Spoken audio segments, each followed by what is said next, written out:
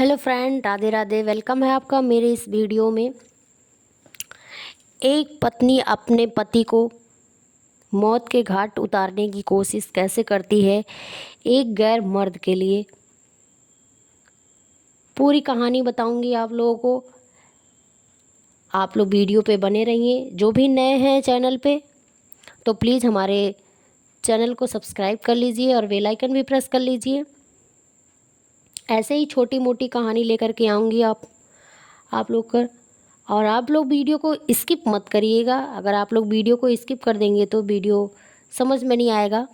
Video को पूरा देखिएगा, किस तरीके से और किस कारण अपने पति को मौत के घाट उतारने के लिए ये कितना हद तक गिर सकती है ये औरत। घर में बस पति पत्नी और 2 बच्चे रहते हैं। ननद रहती, वो उसकी शादी हो जाती है, वो अपने घर पे रहती है और बस यही 4 लोग रहते हैं। पत्नी हमेशा अपने पति से लड़ाई करती है कि तुम मुझसे प्यार नहीं करते हो, तुम मुझे टाइम नहीं देते हो। जबकि पति लोग जॉब करते हैं तो उनके पास टाइम नहीं होता है, लेकिन फिर भी वो कोशिश करते हैं अपनी बीवी को खुश रखने के लिए। छोटे मोटे तोहफे ले आना और छोटे मोटे गिफ्ट देना, ये सब सोचते हैं। तो आज इनकी एनिवर्सरी थी और ये अपने हस्बैंड से ज़िद कर रही थी कहीं दूर जाने के लिए कि चलिए कहीं दूर चलते हैं, वहाँ अपनी एनिवर्सरी सेलिब्रेट करते हैं। लेकिन पति बोले ठीक है चलेंगे। फिर इनकी एक फ्रेंड आती हैं, वो फ्रेंड इनको एनिवर्सरी का विश करती हैं और एक छोटा सा तोहफ़ा देती हैं और पूछती हैं कि तुम अपनी एनिवर्सरी के दिन आज ऐसे इस हुलिये में हो, तुम कहीं गई नहीं सेलिब्रेट करने के लिए? अरे आज तुम्हारी एनिवर्सरी थी, तुमको कहीं जाना चाहिए था, कहीं अच्छे होटल में जाती। तो बोली अरे मेरी तो 11वीं एनिवर्सरी है, मेरी हर साल ऐसे ही बीतती है, मेरे पति के पास टाइम ही नहीं है जॉब के अलावा, उनको तो केवल जॉब ही दिखता है, मेरे से वो प्यार ही नहीं करते हैं। ऐसा कुछ वो अपनी फ्रेंड से बताती हैं।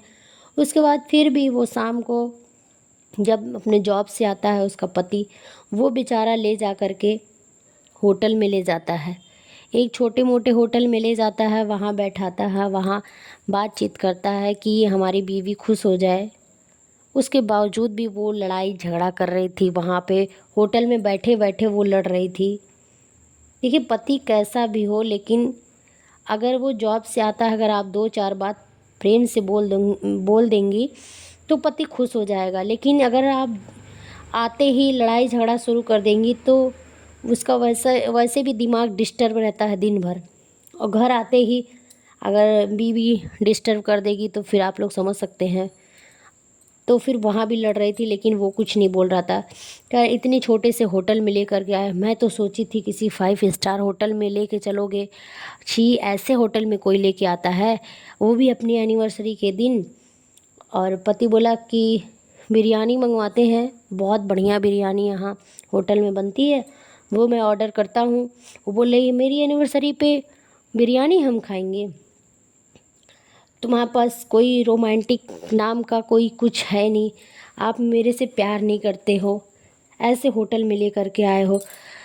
फिर वहाँ का होटल मालिक जो था वो आगे कुछ दूरी पे बैठा हुआ था, वो सारी बातें सुन रहा था।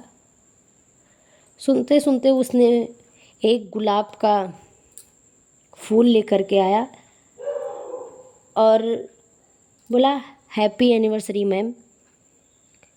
मैम को पकड़ाते हुए बोला कि हैप्पी एनिवर्सरी, और इनके हाथों को छुआ। इनको बहुत अच्छा लगा। इनके मन में, वहीं से इनके मन में ये ख्याल आया कि हमारा पति हमको उतना प्यार नहीं दे सकता जितना ये देगा हमको। वहीं से इनके मन में गलत विचार स्टार्ट हो गया। होटल का जो मालिक था इन लोग को बहुत अच्छी व्यवस्था दी, अच्छे से खाना खिलाया और केक भी कटवाया, गिफ्ट भी दिया। आते वक्त उसने इनको जो है एक तोहफ़ा भी दिया एनिवर्सरी का। इनके पति बोले कि बिल कितना हुआ? होटल का मालिक जो था वो बोला, सर आज जो हमने पार्टी दी थी आप लोगों को ये हमारी तरफ से था। लेकिन फिर भी मुकेश ने कहा कि नहीं, हम आपको बिल पे करेंगे। तो होटल मालिक बोला, नहीं सर, ऐसा है, आज का जो ये मेरी तरफ से एक तोहफ़ा समझ लीजिए कि मैंने आपको एनिवर्सरी पे एक तोहफ़ा दिया है। उसके बाद दोनों लोग घर चले आते हैं। घर आते ही इनके दिमाग में वही चलने लगता है, उसी होटल मालिक के बारे में ये बार बार सोचने लगती हैं। आदिल नाम था उसका, उसी के बारे में ये बार बार सोचती थी। और उसके बाद दोबारा से फिर मिलने जाती हैं उस होटल में, और वहाँ जा कर के कुछ टाइम अपना बिताती हैं, बातचीत करती हैं, फिर घर आती हैं। फिर एक दिन मुकेश आया, उसके बाद एक तोहफ़ा भी लेके आया और इनको बोला कि तुमको मैं एक बहुत ही अच्छा सरप्राइज़ देने वाला हूँ, तुम मेरे साथ घूमने चलो। ना ही ये तोहफ़ा स्वीकार करती हैं और जो गिफ्ट दिया वो गिफ्ट उठा के फेंक देती हैं कि मुझे वो गिफ्ट नहीं चाहिए। मुझे उसने बोला, क्यों? तुम्हारी खुशी के लिए मैंने इतनी अच्छी सरप्राइज़ देने वाला हूँ, ऐसा क्यों कर रही हो? बोली, मुझे सरप्राइज़ ज़रूरत नहीं है। आज तक तुमने मेरे लिए क्या किया? मेरे शादी को 11 साल हो गया, तुमने मेरे लिए कुछ भी नहीं किया और आज कैसे तुम मुझे सरप्राइज़ दोगे? मुझे नहीं जाना, कहीं नहीं जाना, मैं अपने घर पे ही रहूँगी। इनके मन में तो बस होटल वाला चल रहा था, आदिल, कि बस वही आदिल के पीछे ये पड़ गई थी कि जो खुशी इनका पति नहीं दे सकता और 2 पल के लिए वो मिला इंसान इनको बहुत खुशी दे दिया। अरे अपना अपना होता है, गैर गैर ही होता है। फिर से इन्होंने उनसे आदिल से मिलने की कोशिश की, आदिल से मिली और फिर आदिल ने फ़ोन भी किया, इनके पास फ़ोन नंबर लिए बातचीत होने लगी दोनों लोग में। उसके बाद ये अपने पति को मारने की कोशिश की। बाथरूम में इन्होंने गीज़र लगा दिया था पानी में और अपने पति को बोली, जाओ नहा लो। इनके बेटे नहाने जा रहे थे, बेटे को मना कर दी कि बेटा तुम मत जाओ अभी नहाने, अभी पापा को ऑफिस जाना है तो लेट हो जाएगा पापा को, पापा अभी नहा लेंगे फिर उसके बाद नहाने जाना। तो बेटा मान गया और ये नहाने के लिए जाते हैं और गीज़र सोचते हैं कि बाल्टी में देखे पानी गर्म हो गया या नहीं, और हाथ डालते ही इनको करंट मार देता है। किसी तरीके से ये पलक जो था तार उसको खींच लेते हैं और तब तक वो आ जाती हैं नेहा, नेहा नाम रहता है। नेहा आती हैं, कहती हैं, क्या हुआ मुकेश, क्या हुआ आपको, डॉक्टर को बुलाऊं? मुकेश बोले, नहीं नहीं नेहा, मैं ठीक हूँ, डॉक्टर बुलाने की कोई ज़रूरत नहीं है।